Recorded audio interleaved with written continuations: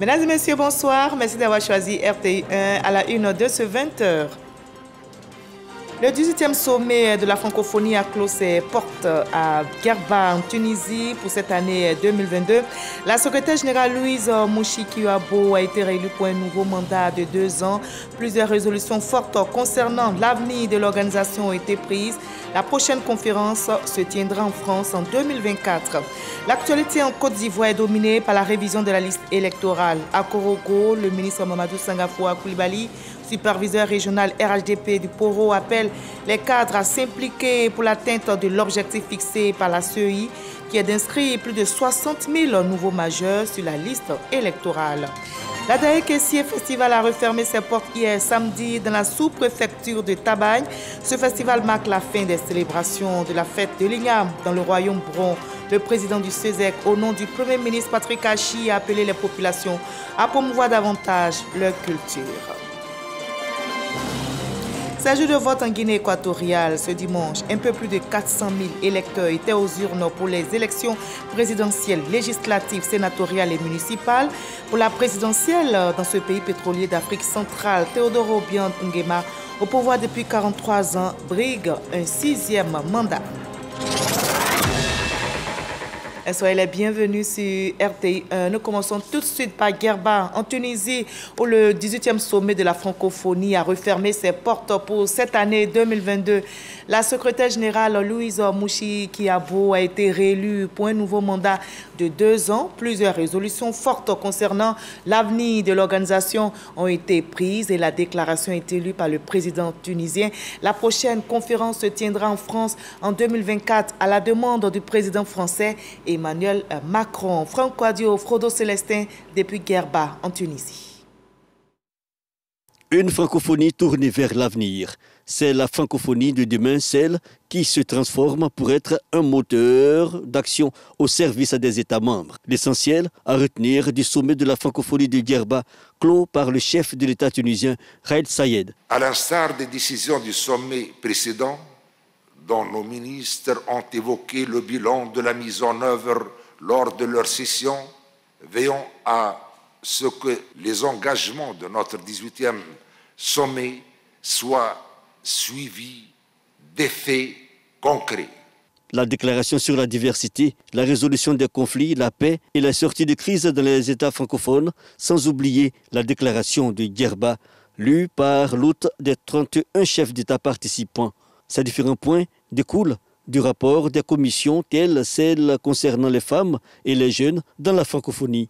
Les engagements que nous venons de prendre à travers ces textes de référence concernent des enjeux cruciaux pour l'avenir de notre communauté et notamment l'avenir des jeunes dans un contexte de crise. Des commissions auxquelles prennent part plusieurs ministères ivoiriens, dont celui de la communication et de la culture, mais surtout le ministère d'État, ministère des Affaires étrangères, chef de délégation. Et justement, pour le gouvernement ivoirien, les conclusions des travaux répondent aux attentes. Nous avons débattu de ce thème qui est aujourd'hui un thème d'actualité parce que pour nous, la défiance citoyenne fait allusion justement à la renonciation à un certain nombre de valeurs. Par exemple, le travail. Aujourd'hui, ce qui est mis en avant, c'est la facilité.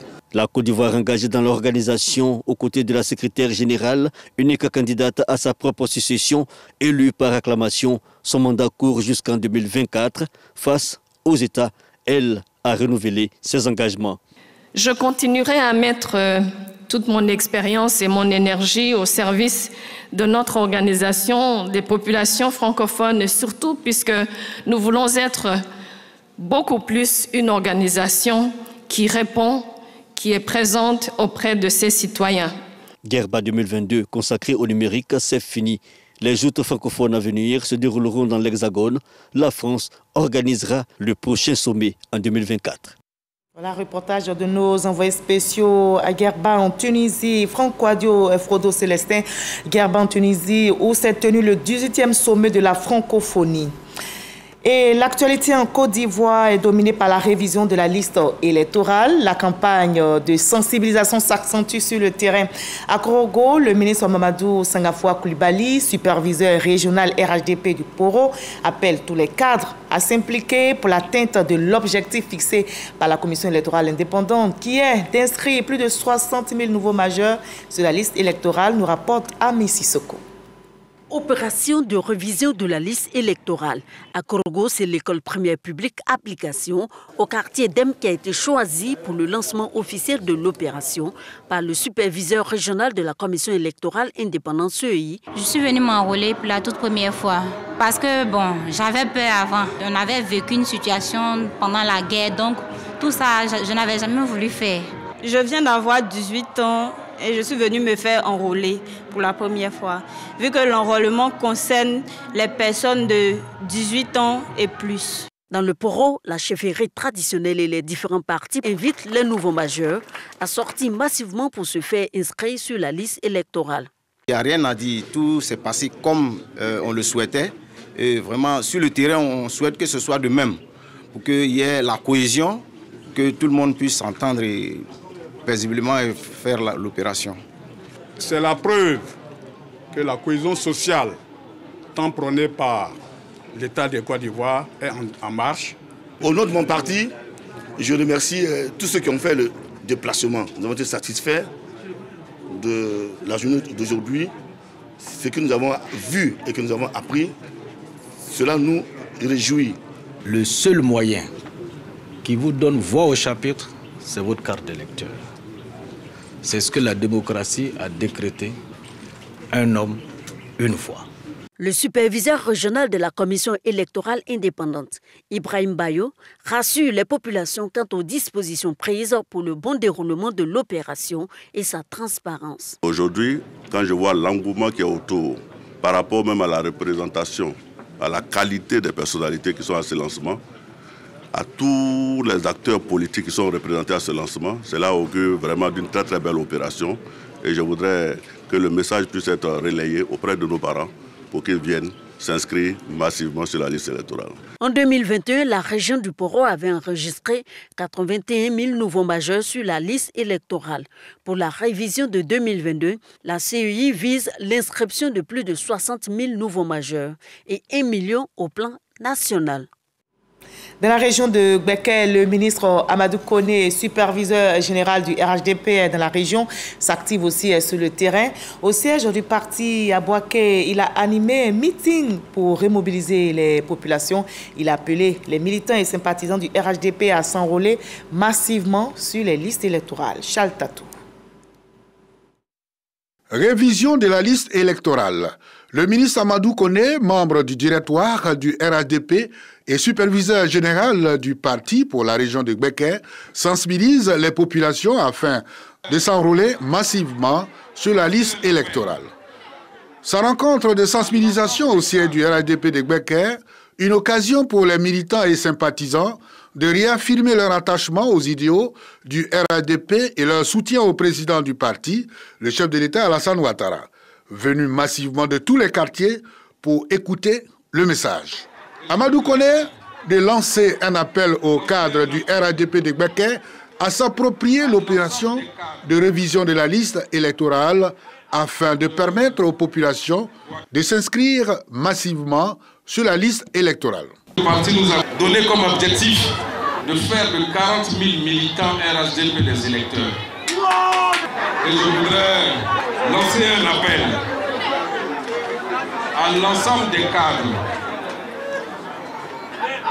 de Boaké, de Djebonois, de Brobo, pour que nous soyons tous sur le terrain, au service du parti. Le ministre Amadou Koné entend rencontrer dans les jours proches les leaders de jeunesse et des structures spécialisées du RHDP pour la même mission de sensibilisation. Ce dimanche à 13h au magazine du dimanche, Hamza Diaby a reçu le ministre de l'Emploi et de la Protection sociale.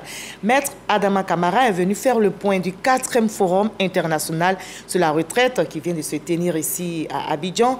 Un forum qui a réuni l'ensemble des acteurs de la conférence interafricaine de la prévoyance sociale. Voyons un extrait de leurs échanges. Vous savez, tout au long de notre existence, pendant que nous travaillons, nous avons besoin d'être protégés. Pendant que nous allons à la retraite, le moment de fragilité le plus accentué, nous avons besoin d'être sécurisés en étant certains que bien que nous ne travaillons pas, nous allons recevoir un revenu de remplacement parce que nous avons cotisé. Et ce n'est pas par hasard qu'on a insisté sur l'équilibre financier. L'équilibre financier permet de payer à bonne date avec les cotisations, les pensions des retraités. Mieux, l'équilibre financier permet de maintenir un principe sacro-saint en matière de risque vieillesse, qui est la solidarité intergénérationnelle. Il faut perpétuer cette solidarité intergénérationnelle en utilisant rationnellement les cotisations des actifs pour pouvoir payer les pensions des valeureux travailleurs qui sont allés à la retraite. Dans nos pays respectifs, il faut que nous nous approprions le constat selon lequel le secteur informel, qui représente 80 voire 90% du tissu économique, n'est pas encore assuré dans une proportion acceptable. Ce qu'il faut encore retenir de ce forum, c'est aujourd'hui la gestion de nos organismes de protection sociale, la bonne gouvernance, l'anticipation, surtout celles qui réalisent des excédents de gestion, le placement de ces excédents de gestion pour pouvoir générer des dividendes à ajouter sur les cotisations est un métier. L'Égypte, pays organisateur de la COP27 et la FAO, l'Organisation des Nations Unies pour l'alimentation et l'agriculture, ont lancé l'initiative FAST. C'était lors de la COP27 tenue dernièrement à Sharm el-Sheikh en Égypte. Et cette nouvelle initiative vise la sécurité alimentaire dans les pays les plus vulnérables aux impacts des changements climatiques. Le ministre d'État Kobena Kwasi Adjumani a assisté à cette cérémonie. Envoyé spécial, Grace Kando, Adama Sangari. L'initiative FAST s'offre comme une solution pour la transformation des systèmes agroalimentaires, à promouvoir la sécurité alimentaire et à lutter contre la faim. L'initiative FAST cadre avec la vision du président de la République qui, à l'occasion de la COP15 en Côte d'Ivoire, a lancé un programme important, Abidjan Legacy Programme, avec des financements qui ont été annoncés et qui vont nous permettre de développer notre agriculture, de restaurer nos sols et de faire de la reforestation. Le projet FAST bénéficie de l'appui de l'Organisation des Nations Unies pour l'alimentation et l'agriculture. Le ministre d'État Kobena Kwasi Adjumani a aussi pris part au panel ministériel sur le programme technologie pour la transformation de l'agriculture en Afrique, présidé par Akinwumi Adesina, président de la BAD. L'Afrique détient aujourd'hui 65% de toutes les terres arabes disponibles encore pour nourrir le monde. Donc nous venons d'avoir un plan d'action pour arriver à zéro faim en Afrique. La tendance aujourd'hui également est de voir comment nous pouvons, en tenant compte des catastrophes climatiques, trouver des solutions aux problèmes de la durabilité de nos agricultures. Ailleurs, on parle de sécheresse. Dans d'autres contrées, on parle d'inondation. Et pourtant, on a besoin d'eau pour alimenter nos productions. Donc, il faut faire des aménagements, il faut avoir des équipements modernes. Le ministre d'État Kobena Kwasi Adjumani invite les bailleurs de fonds à soutenir l'agriculture africaine. La culture est aussi au menu de ce 20h. Je vous replonge donc dans l'ambiance de l'Adaye Kessié Festival qui a refermé ses portes hier samedi dans la sous-préfecture de Tabagne à Bondoukou. Ce festival marque la fin des célébrations de la fête de l'Ignam dans le royaume Bron.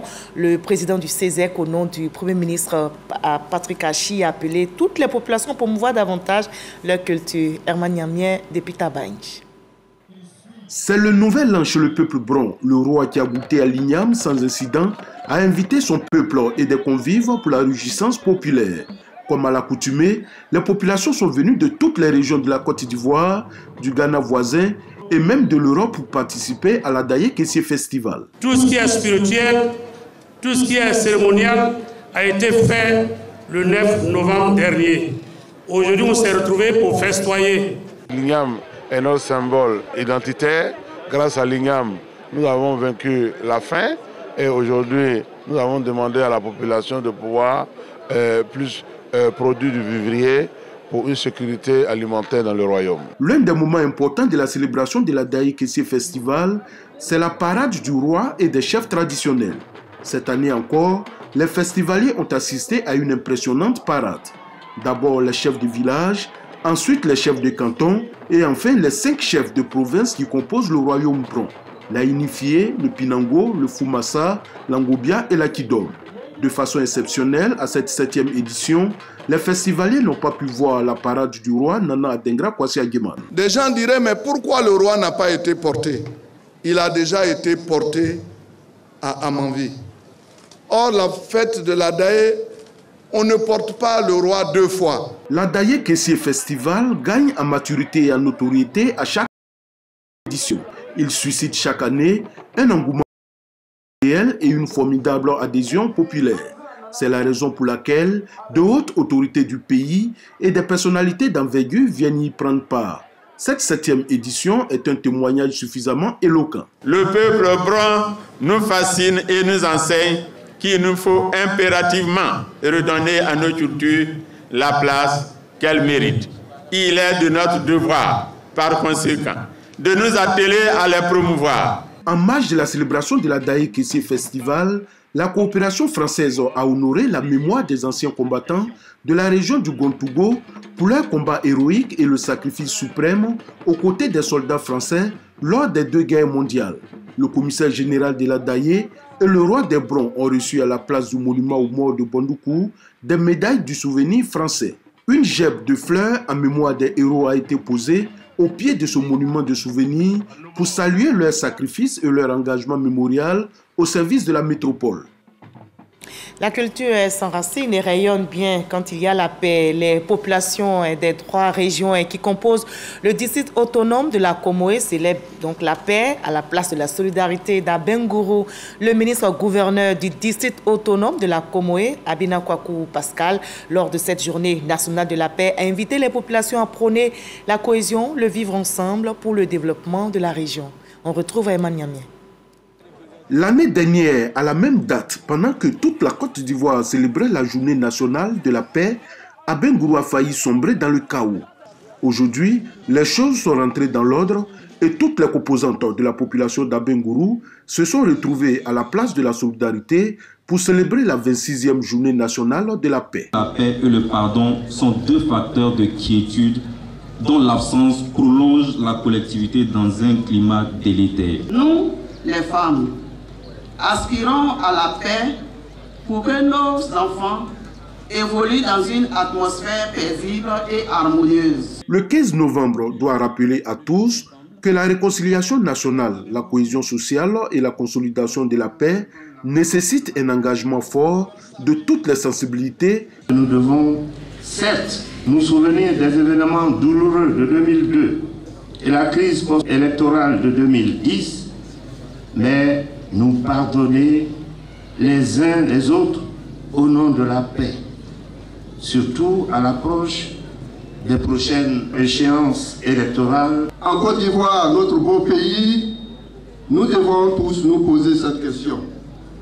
Sommes-nous des hommes et des femmes de paix pour former un contrepoids à la violence. Le ministre-gouverneur du district autonome de la Comoé a encouragé la population à transcender leurs blessures et leurs égos et à les transformer en une véritable force pour construire la Côte d'Ivoire sous la conduite éclairée du président Alassane Ouattara.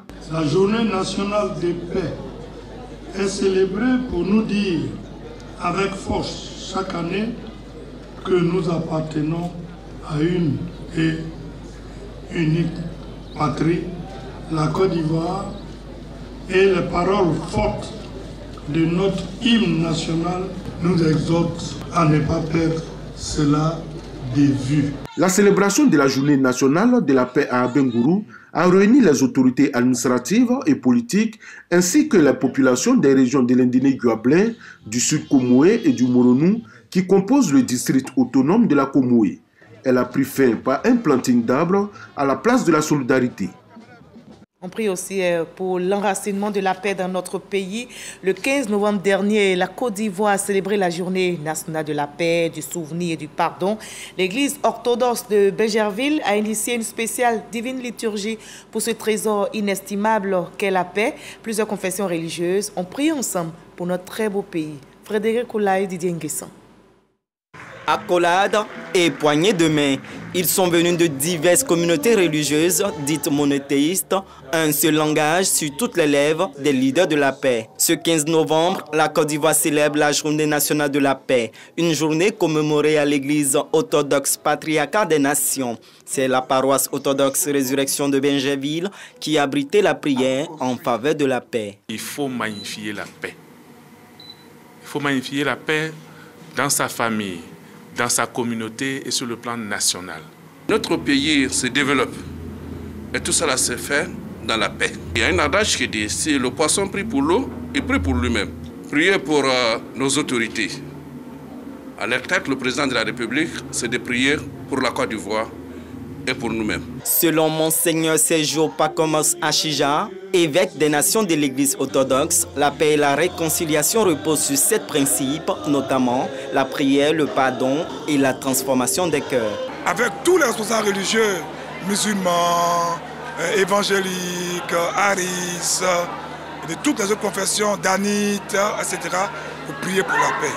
Et comme pour la paix, il y a un vecteur important, qui est le président de la République, c'est de prier aussi pour lui et pour chaque membre de son gouvernement. Parrain de cette spéciale divine liturgie pour la paix, Claude Sailly s'est réjoui de l'initiative avant d'exhorter les guides religieux à œuvrer dans l'unité pour la paix. Cette journée est donc importante parce qu'il n'y a aucun développement, il n'y a aucun progrès social qui ne peut s'accomplir sans la paix. Ce rassemblement œcuménique a vu la participation de la communauté musulmane, du judaïsme et de l'évêché évangélique. Cette célébration s'est déroulée autour du thème « Le bien de la Côte d'Ivoire est notre bien ». Et la paix est une quête permanente. On en arrive à l'assemblée semestrielle des églises méthodistes du circuit de Goudouko. Elle s'est tenue à Niazaroko, dans le département de Lakota. Là-bas aussi, des prières ont été dites pour la paix et le développement en Côte d'Ivoire. Jamaïkaki. Cette assemblée semestrielle des églises méthodistes s'est tenue dans une ambiance conviviale en présence des cadres de Lakota et d'une délégation du ministère des Affaires étrangères. Lors de ce rassemblement, les chrétiens méthodistes ont intercédé en faveur d'une paix durable en Côte d'Ivoire. Ils ont par ailleurs imploré Dieu afin qu'il assiste au quotidien les dirigeants de la Côte d'Ivoire et tous les habitants du pays. La ministre d'État, ministre des Affaires étrangères, était l'invitée spéciale de cette manifestation religieuse. Elle a fait parler son cœur par la voix de son directeur de la communication et porte-parole, Sam Wakouboué.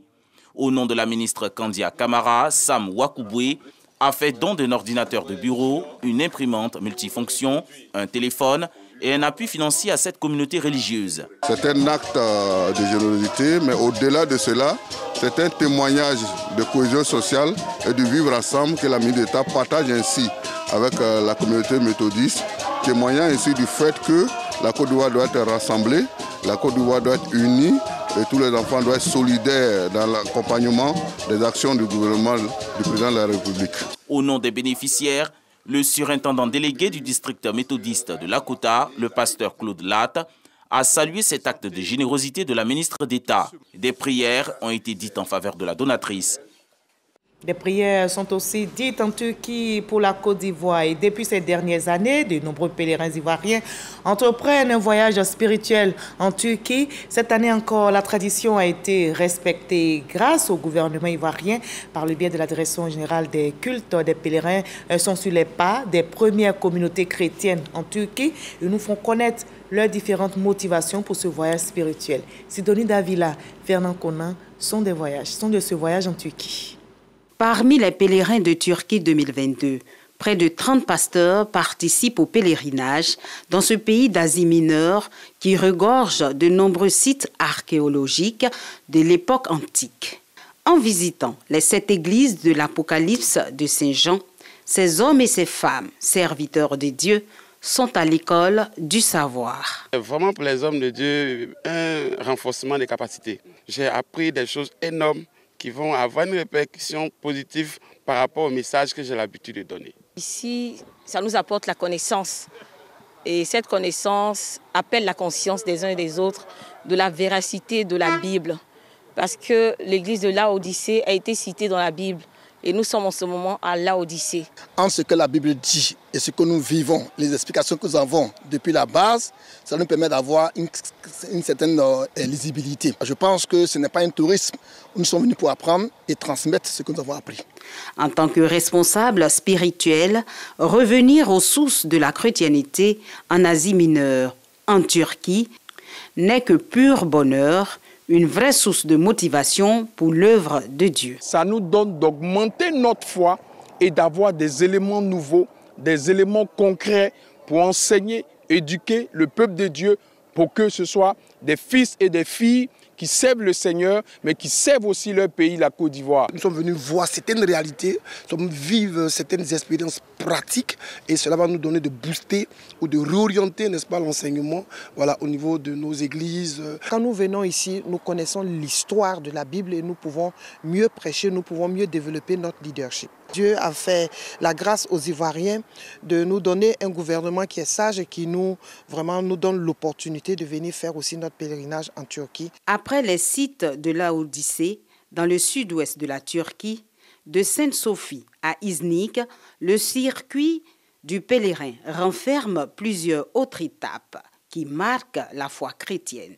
Ces hommes au service de Dieu comptent profiter de cette marche spirituelle en Turquie pour en être des témoins privilégiés.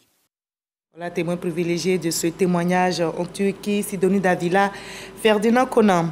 Je vous propose le reste de l'actualité à l'étranger dans le 7 sur 7. Le résumé de l'actualité internationale de cette semaine est signé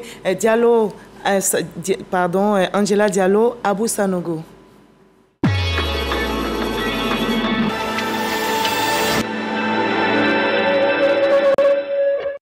Les Nations Unies ont dénoncé la hausse des victimes civiles des violences résultant des activités du groupe djihadiste des Chebab. Au moins 613 civils ont été tués et 948 blessés en 2022 selon les derniers chiffres de l'ONU, soit le bilan le plus élevé depuis 2017. Les affrontements entre l'armée et les rebelles du M23 dans l'est du Congo ont provoqué la fuite de milliers de déplacés vers Goma. Depuis la progression du M23 dans la province, des milliers d'habitants se sont réfugiés dans ce camp pour échapper au combat. L'OMS a approuvé un essai clinique de 3 candidats vaccins contre Ebola en Ouganda. C'est en visioconférence depuis le sommet du G20 à Bali que le directeur général de l'OMS a annoncé que les premières doses de vaccins devraient être expédiées en Ouganda la semaine prochaine. Un tribunal néerlandais a condamné 3 hommes à la réclusion à perpétuité pour le crash du vol MH17 de Malaysia Airlines au-dessus de l'Ukraine en 2014. Ils ont été condamnés par contumace car ils ont refusé d'assister au procès qui a duré 2 ans et demi. La conférence mondiale de l'ONU sur le climat, dont les négociations patinent notamment sur les questions de financement pour les pays pauvres, a été prorogée jusqu'à samedi. Annonce faite par le président égyptien. Les États-Unis appellent l'Ukraine à être ouverte à des négociations de paix avec la Russie. Selon le Pentagone, il sera difficile pour les forces de Kiev de récupérer les territoires remportés par Moscou au cours de la guerre. En Guinée équatoriale, les bureaux de vote ont ouvert depuis ce dimanche matin pour la présidentielle et les législatives. Teodoro Obiang-Nguema, au pouvoir depuis 43 ans, brigue un 6e mandat. Face à lui, 2 candidats, Andrés Essono pour la Convergence pour la démocratie sociale et Bonaventura Monsou du Parti de la coalition sociale démocrate.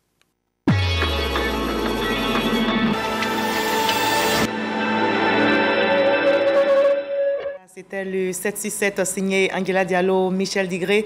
Vous l'avez compris, c'est la fin de ce 20h supervisé par Issa Tchonayo. Réalisation assurée par Fofana Mamadou. Merci à toute la régie, à toutes les équipes techniques. Surtout à vous de continuer à nous suivre. Demain 20h sur ce même plateau, vous avez rendez-vous avec Kolo Klubali. Prenez soin de vous et promouvons ensemble la paix, ce trésor précieux.